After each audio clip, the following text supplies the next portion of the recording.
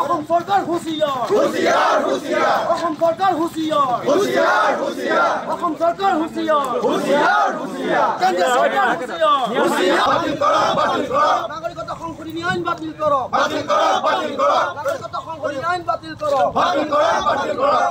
আমি না মানো আমি না মানো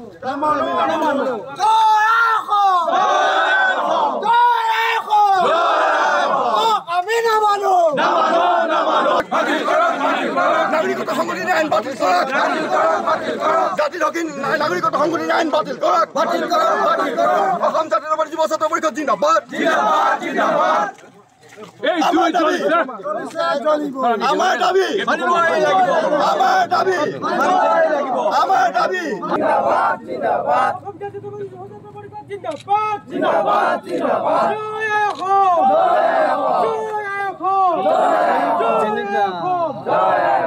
নাগৰিকত্ব সংশোধনী আইন বাতিল কৰো অসম সৰকাৰ হুঁশিয়াৰ জয় অসম জয় অসম জয় অসম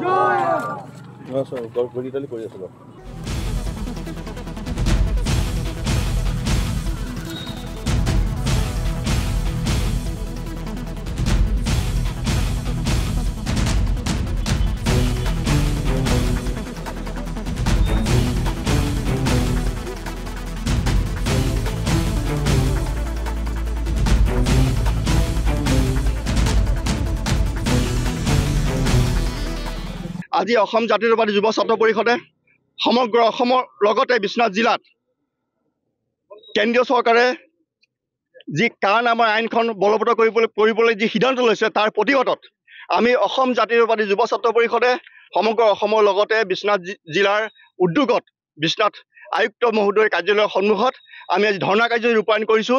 এইকাৰণে আমি ধৰ্ণা কাৰ্যসূচী ৰূপায়ণ কৰিছোঁ যিহেতু কাখন এখন অসাংবিধানিকভাৱে আমি গণ্য কৰিছোঁ। এইকাৰণে আমি অসাংবিধানিকভাৱে গণ্য কৰিছোঁ। চাওক, বিগত দিনত অসম আন্দোলন হ'ল, ভাষা আন্দোলন হ'ল, তাৰ পাছত অসম চুক্তি ৰূপায়ণ হ'ল, শ আমাৰ নিচিনা ডেকা শ্বহীদ হ'ল, তাৰ বিনিময়ত অসম চুক্তি ৰূপায়ণ হ'ল।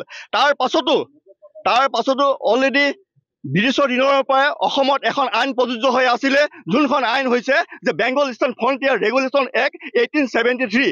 আৰু সেইকাৰণে বেংগল ইষ্টাৰ্ণ ৰেগুলেশ্যন এক্টখনৰ আধাৰতে আমি গণতান্ত্ৰিক প্ৰক্ৰিয়াৰে ৰাজপথত আন্দোলন কৰাৰ উপৰিও ভাৰতৰ উচ্চতম ন্যায়ালয়তো আমি ইয়াৰ ইনাৰলাইন পাৰ্মিটৰ বিৰুদ্ধে আমি মানে বলবৎ হ'ব লাগে বুলি আমি আপিল কৰিছোঁ।